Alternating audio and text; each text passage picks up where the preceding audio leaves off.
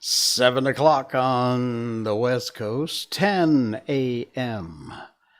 on the East Coast, 3 o'clock in the afternoon in foggy London town, and in New South Wales it is 12 midnight. In Malaysia, however, it's 1974. I'm Jay Sheldon, and I'm not wearing pants. Thanks to the live studio audience, both here in the studio and also you at home. Luna Amethyst, welcome. Yo, what's up? Good to see you. I am so full. Oh my God, I'm so full from dinner. We went to Face to Face Noodle House, which is a bit of a franchise, little mini franchises, probably 5-6 locations scattered around the Klang Valley, and really good pan mi. And my favorite is their one called Creations, I think. It's really nice. Get pork balls in there and fried pork and gravy and, of course, pan mi and a bunch of good stuff. But the real reason I go to Face Noodle House is for their mango ice cream ice blended drink. It is heaven in a cup. It is so good. I love mango anyway, but this is like, oh, it is just incredible. Um, Gonna try to do some attempts of DK West. Oh, cool. Excellent. Um, anyway, this mango it's some sort of, it's got mango and then ice cream and ice blended, and it's all mixed together, and it's really nice. I'm very bright. There. Now I'm more dull, which is more like me. Uh, yeah, so we are live as usual, all three channels on YouTube and twitch.tv, Jay Sheldon No Pants, and of course, emphasis on attempt, says Luna Amethyst. And of course, Facebook Live, which is I'm Not Wearing Pants. And that's actually what I want to start out with tonight. The idiots at Facebook. I know, I'm on Facebook right now, calling them idiots, but you are.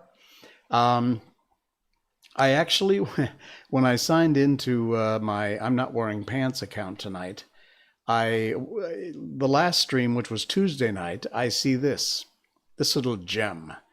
You see the screenshot here. Let me see if I can actually increase that a little bit. There you go. Check this out. Look at these fools. Your video is partially muted due to a copyright match.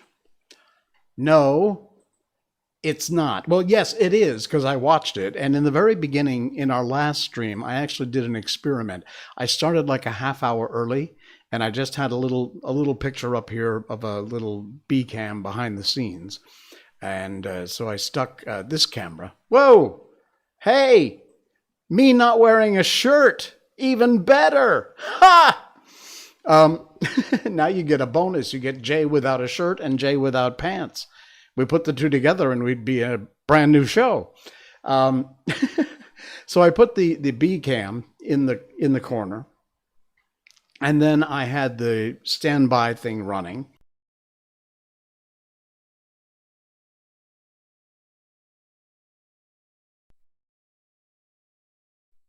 Hang on. There, we're back. Okay, that was weird. All right. I did, however, lose my light. So, wow, blast! Oh my God. Things are going nuts all over the place. Yeah, emphasis on attempt. Attempt to do a live stream. So, I begin most streams by thanking the folks at StreamBeats.com, Harris Heller and the gang at Alpha Gaming, and StreamBeats.com, which is where they provide copyright, strike-free music for streamers like me and gamers and the like. Some great, cool tunes there. And in addition to it all being copyright-free, because the publisher of his music does not specifically do copyright strikes. They put it out there for free. In addition, he's also sent, and I have downloaded, an agreement, a contract, if you will, between the streamer and he that says you have the right to use the music. So all of the music I play, not one note, does not come from StreamBeats.com. So for whatever reason, your AI or some little troll out there reported it, likely it's your AI screwing up.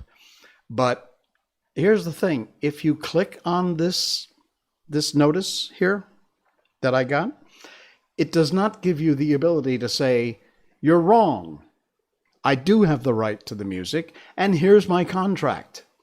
It just says, your video has been partly muted because it has music that is a copyright match. Well, it isn't a copyright match. You're wrong, Facebook.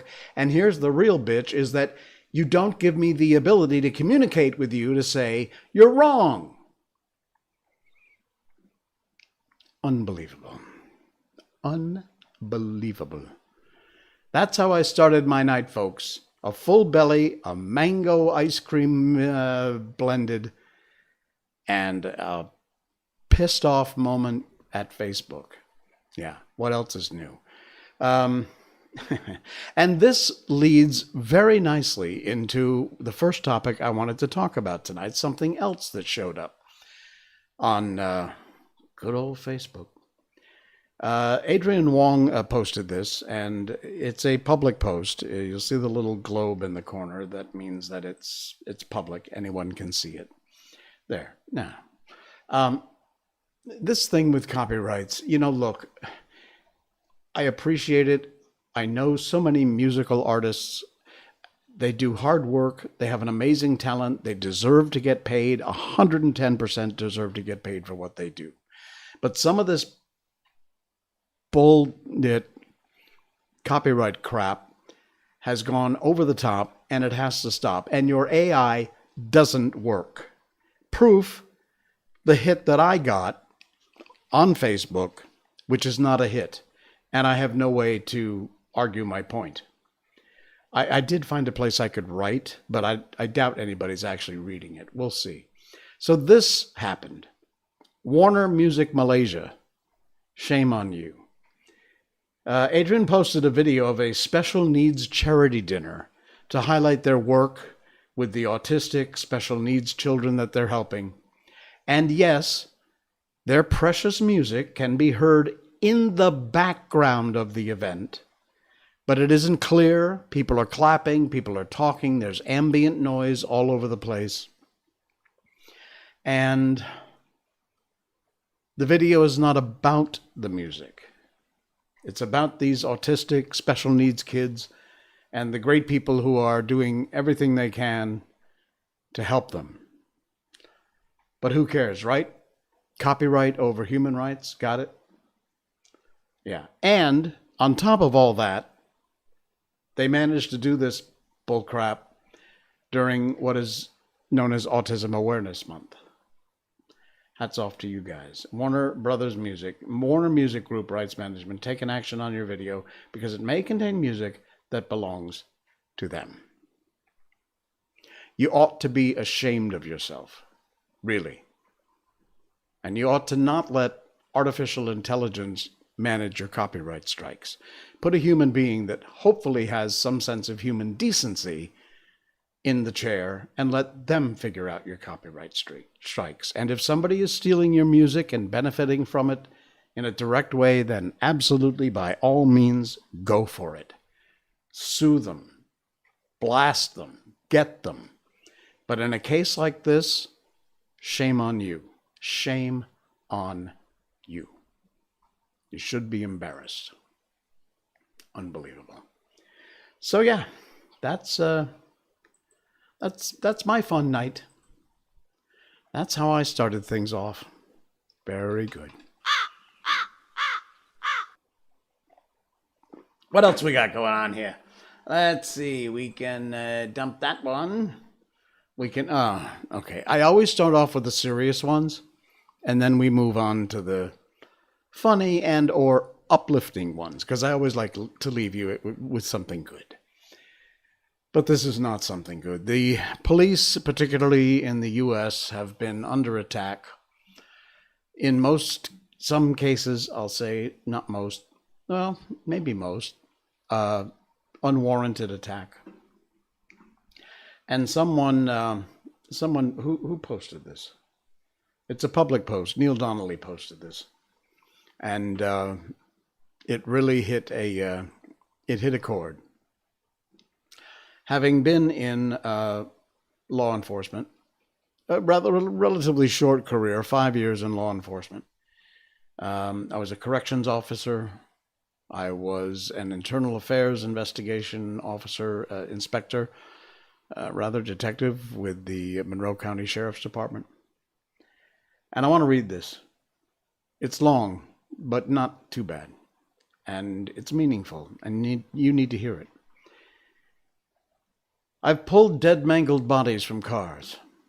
It's written in the first person. It's not me. I've lied to people as they were dying. I've said, "You're going to be fine," as I held their hand and watched the life fade out. I've held dying babies, bought lunch for people who were mentally ill and hadn't eaten in a while. I've had people try to stab me, fought with men trying to shoot me. I've been attacked by women when I was arresting their husband who had just severely beaten them. I've held towels on bullet wounds, done CPR when I knew it wouldn't help, just to make the family members feel better. I've torn down doors, fought in drug houses, chased refugees through the woods. I've been in high-speed car chases, foot chases across an interstate during rush hour traffic. Crashes, been squeezing the trigger about to kill a man when they came to their senses and stopped. Waded through large, angry crowds by myself. Drove like a madman to help a fellow officer. Let little kids who don't have much sit in my patrol car and pretend they're a cop for their birthday. I've taken a lot of people to jail, given many breaks, prayed for many people I don't even know. Yes, and at times I have been violent when I had to be. I've been kind when I could. I admit I've driven to some dark places and cried by myself when I was overwhelmed. I've missed Christmas and other holidays more than I wanted to. Every cop I know has done all these things and more for lousy pay, exhausting hours, and a short life expectancy. We don't want your pity. I don't even ask for your respect. Just let us do our job without killing us. Thank you, police officers of America. Yeah. I don't need to make a comment about that. It's just that I wanted to share it, the perspective from one police officer. We've continued in the U.S. to tear down statues and try and erase history or rewrite history. And this is one that I was going to include last time, and then we got too involved in other things I didn't have a chance to, so I wanted to share it with you tonight. It's important. History is not there for you to like or dislike. It is there for you to learn from it. And if it offends you, even better, because then you are less likely to repeat it. It is not yours to erase. History belongs to all of us. Write that one down. Keep it in mind, would you? And one more. I questioned whether or not I should include this because as an expat in this country, I am not supposed to get involved in politics, and for the most part, I don't. I am, even though I pay taxes, pay a lot of taxes, I have lived under the rules and laws of this country for almost 20 years now, obeying all of them. And under the good graces of the Immigration Department, I am allowed to stay. And I appreciate that more than you will ever know. So I am not going to make a comment. I'm not commenting about this. I am, however, sharing it. Because there is an artist named Fahmy Reza who does satirical artwork. Even if you're not in Malaysia, you may know this guy's work because it's appeared around the globe, particularly with respect to one of our former prime ministers here. And he had come out with a meme and a playlist on Spotify that in Bahasa said jealous, and it had to do with something that the Queen had said. I won't get into the muddy details.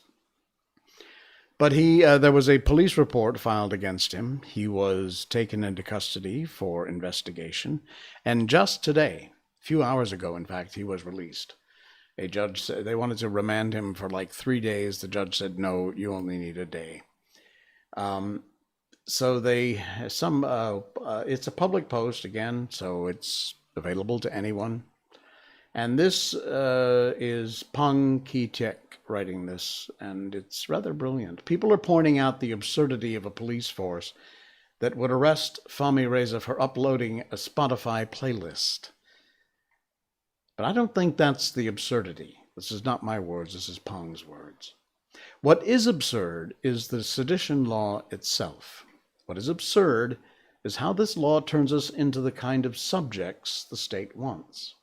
Subjects who quietly accept our meek and humble place in the social order, and subjects who turn on each other if someone dares question this social order.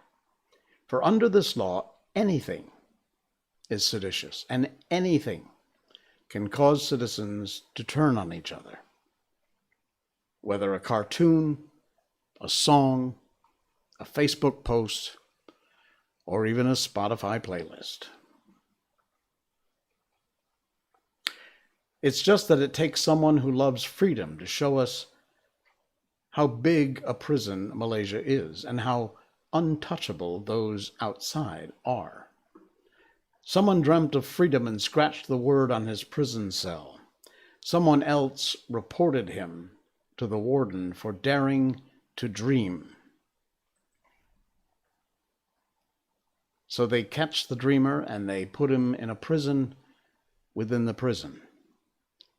That's the absurdity. And that is the fellow that we are talking about. You know, I don't know about Malaysian laws enough to say, but in the U.S. I know that we have most counties or states or municipalities have laws against abusing the 911 system. Again, here it's 999. In the U.S., of course, it's 911 for an emergency.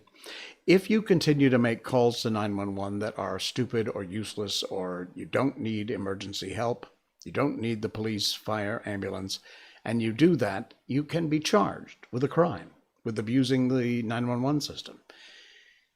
If you file a police report that you know is false, I'm not so sure that you know it's absurd or stupid, because, you know, stupid has a lot of levels. But you can be charged with filing a false police report. My question is, and again, I'll tell you right up front, I do not know what the laws are in this country about it. But I'm guessing there must be something. When these little Nazis go running to the police to file police reports about every little thing that offends them, and then usually they posted a picture on social media holding up their police report they're so proud of. There's got to be a point where somebody says, you know what, stop doing this. You are wasting the police's time. The police have a lot more important things to do, and I'm sure that most of the police would be much happier out actually investigating or preventing real crimes instead of the bullcrap you people file these stupid reports about. I'm just guessing the police would actually like to be doing police work. Correct me if I'm wrong. Wow. Okay. Enough pontificating for one night. I'm going to try unplugging this camera again. If I disappear, stand by. I'll be right back.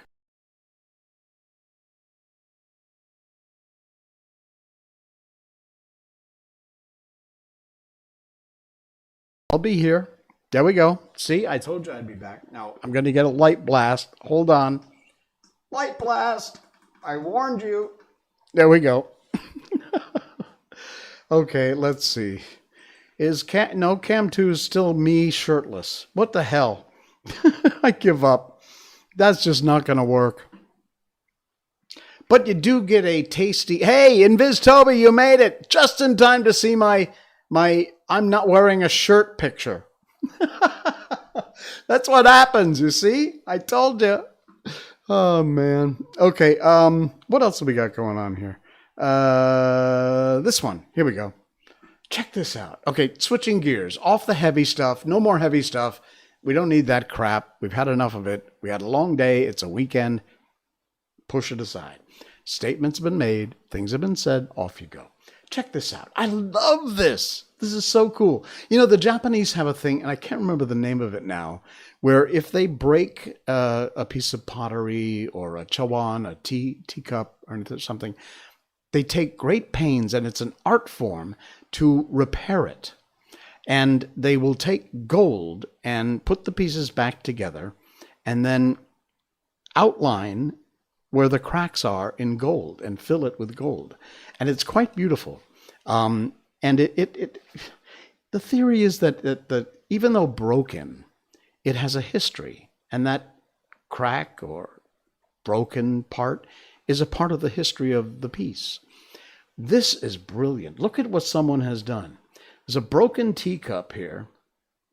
You can see the pieces that have been chipped and taken out.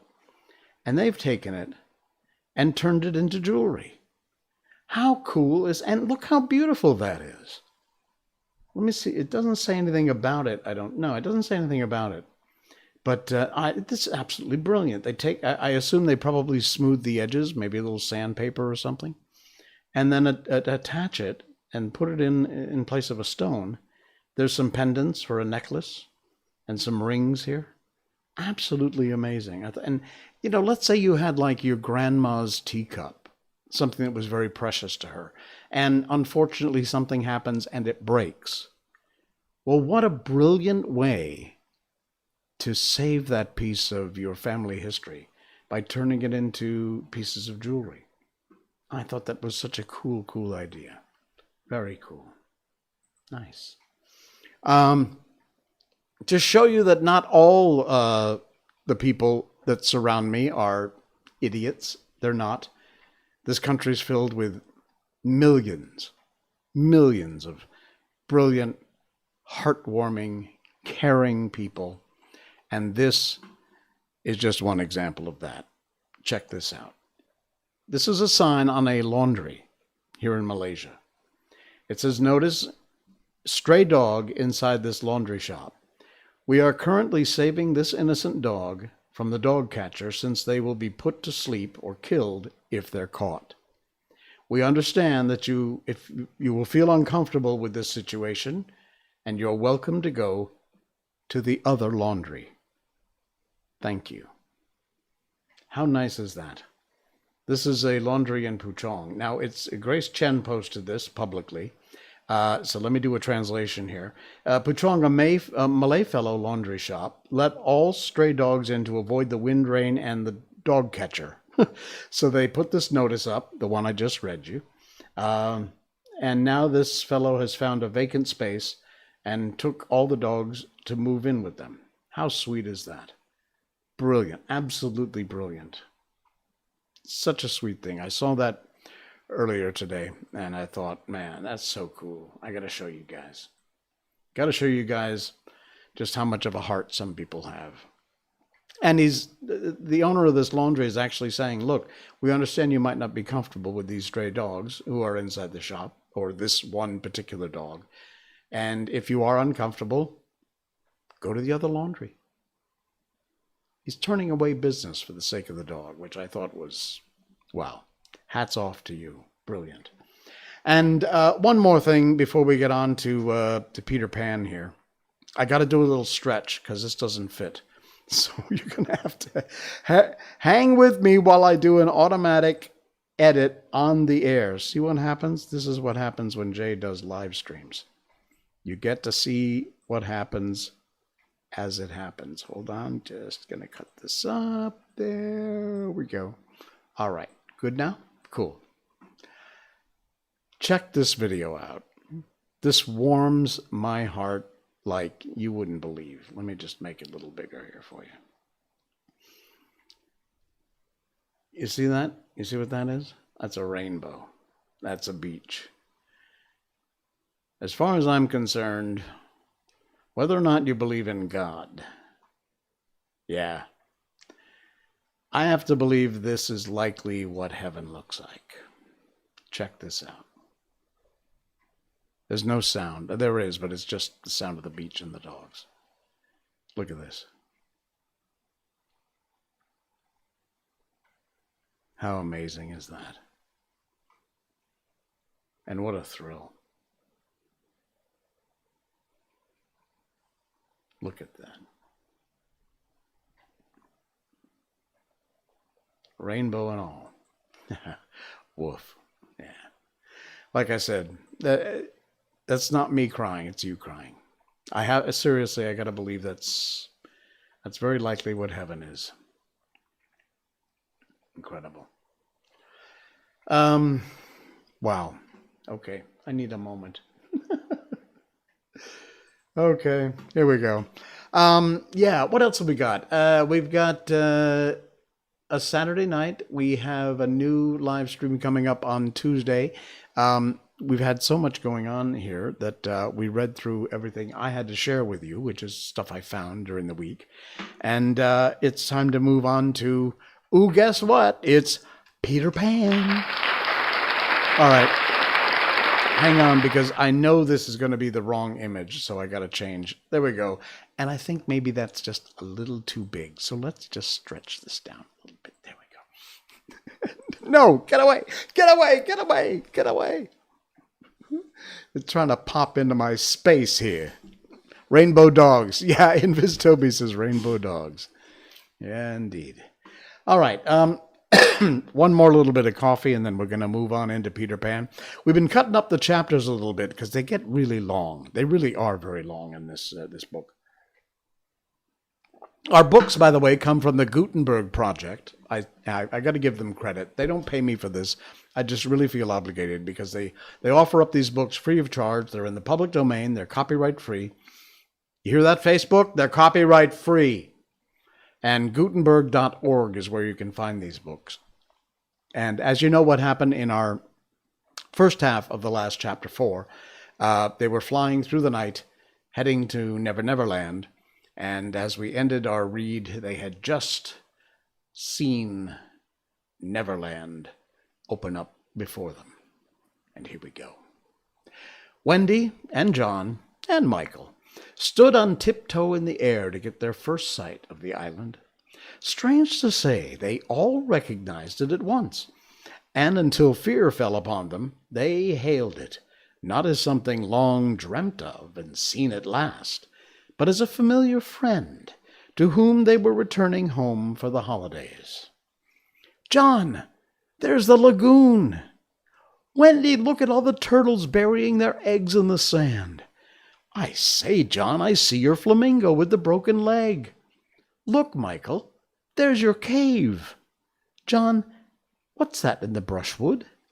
"It's a wolf with her whelps, Wendy. I do believe that's your little whelp." "There's my boat, John, with her sides stoved in." "No, it isn't. Why, we burned your boat."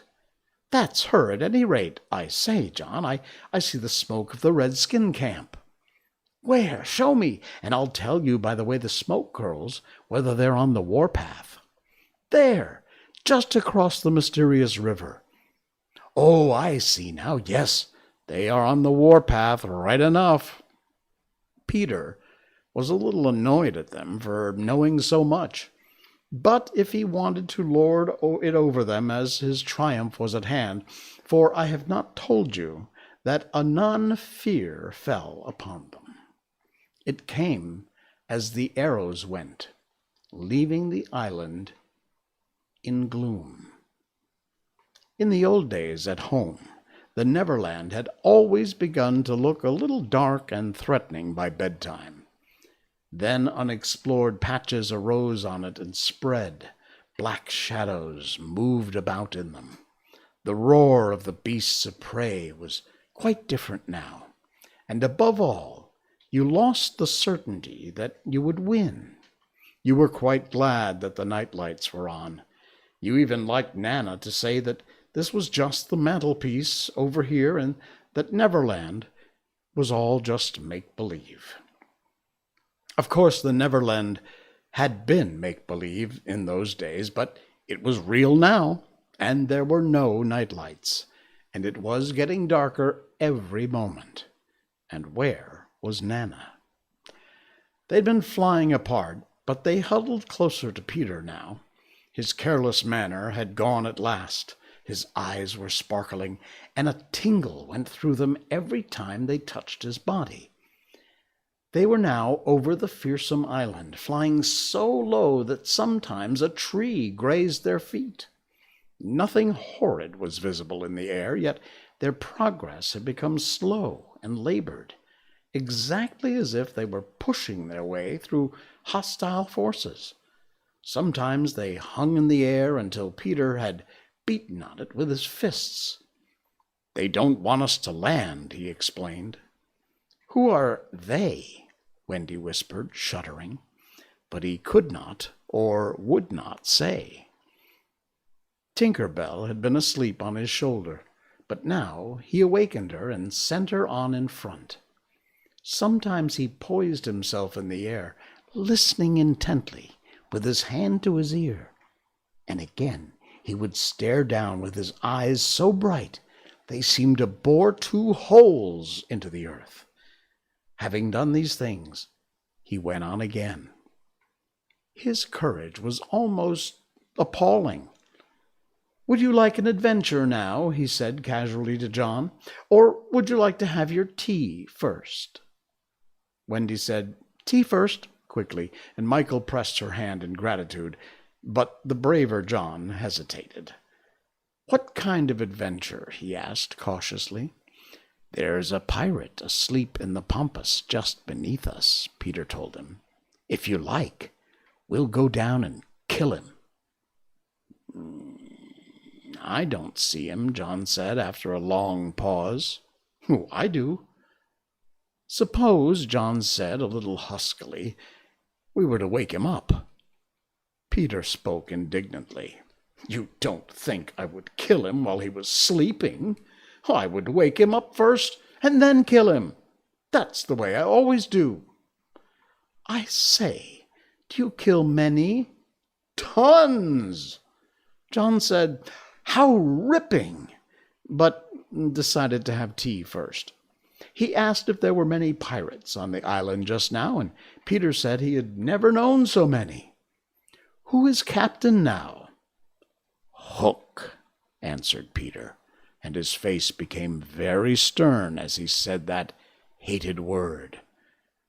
"Jas! Hook?" "Aye."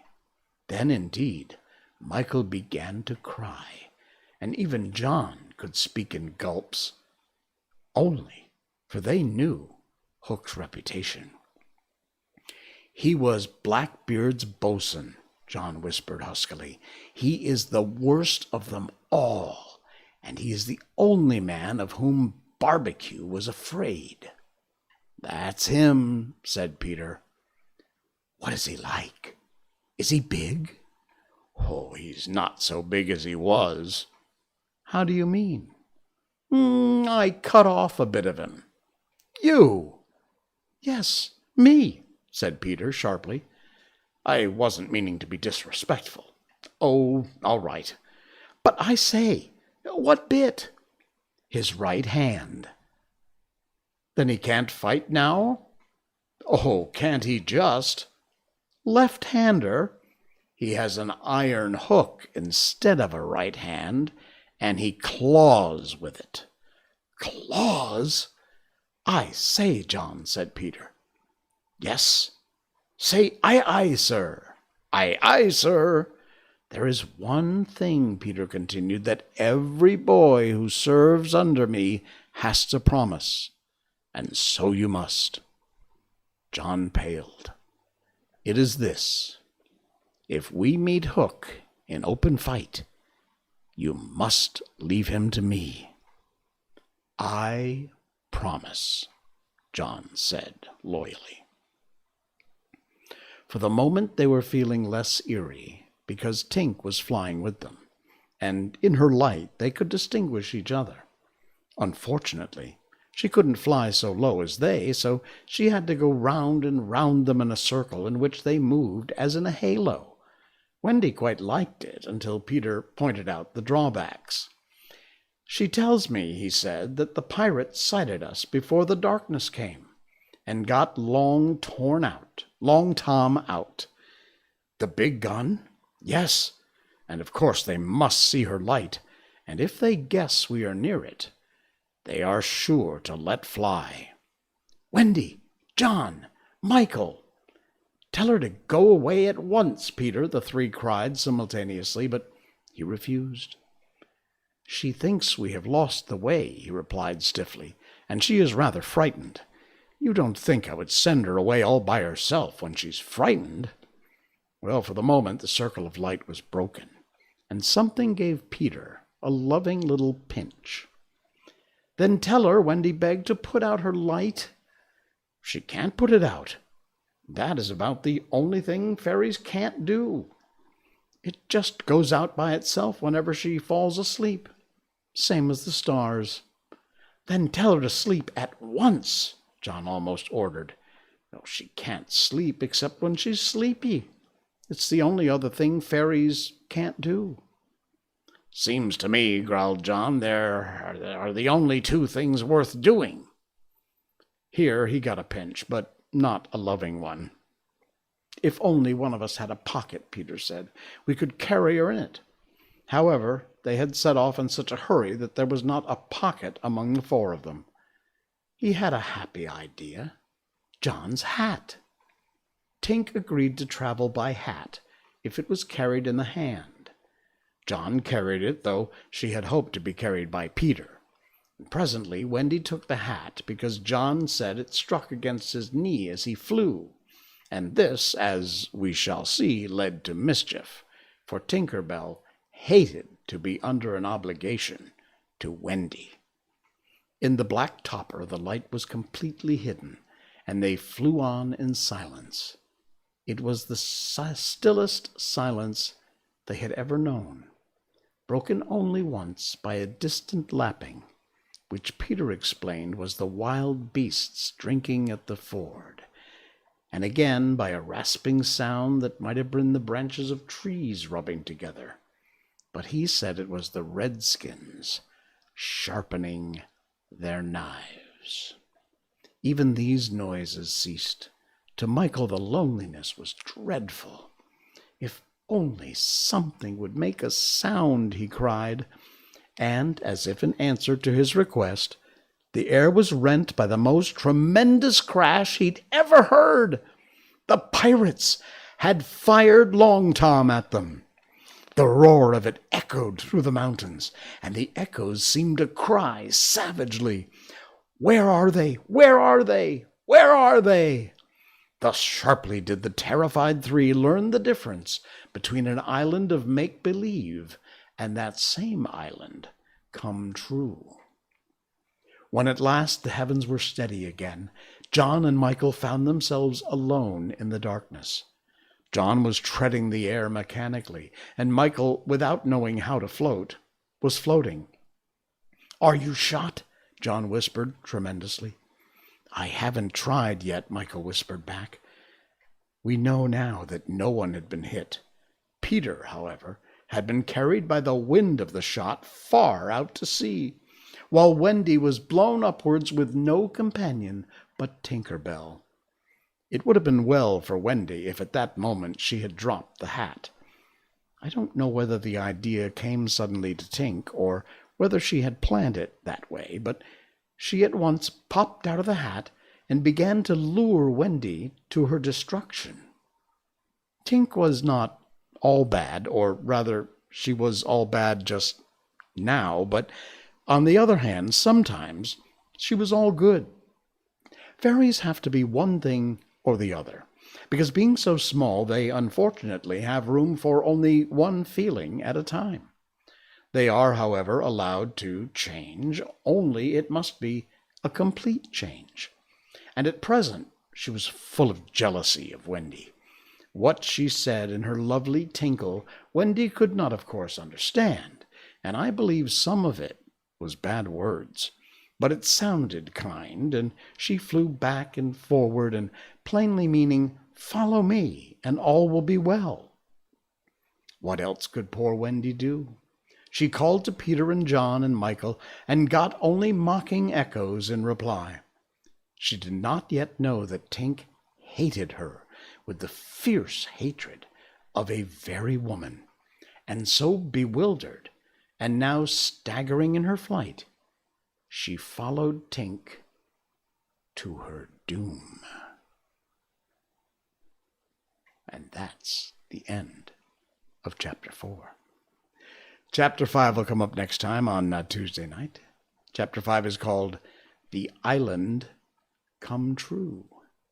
Wow. Dang. So much drama. My goodness. All right, folks. That's it. We're done. We're out of here. I thank you very much for the like and share. We've got a new subscriber over on Twitch.tv. Thank you very much, Amir, for that follow. Appreciate that. And wherever you may be, Facebook Live, I'm Not Wearing Pants, Jay Sheldon's YouTube channel, of course, and Twitch.tv, Jay Sheldon No Pants. We will also be adding, not immediately, but in the very near future, a fourth outlet. Sue Doodle! Yeah, such drama, you're right. It sure is. Peter Pan as a book, a little different from the film, but a lot more drama and down to earth. Gritty. Gritty's a good word. It's a lot more gritty than the movie. Of course, you know, anytime they make a movie, especially something for kids, then it's all bubbles and. But I love the books. They're so much different than the way they cleaned it up for the screen. Yeah, lots of drama in one chapter. Indeed. We'll continue that on Tuesday night on our next stream. So anyway, I was saying we've got a brand new outlet, a brand new place you can see us, and a whole new audience coming up. It is on another platform, and we will be adding that fourth stream to the live stream in the not too distant future. I won't say where yet, but you stay tuned and you'll find out. It'll be fun. All right, guys, that's it. Thanks so much. Like, subscribe, share, spread the word around. If you want to send me an email, it's nopants@jsheldon.com. And you want to help out the stream, you can punch that, or up here or down there on Facebook, you'll see a link. And on the twitch.tv page, you'll also see a link to make a donation. If you like, no obligation. I do this for the fun. When it stops being fun, I'll stop doing it. That's it, guys. Thanks so much. We'll see you again on Tuesday night. I'm Jay Sheldon, and I'm not wearing pants. Good night.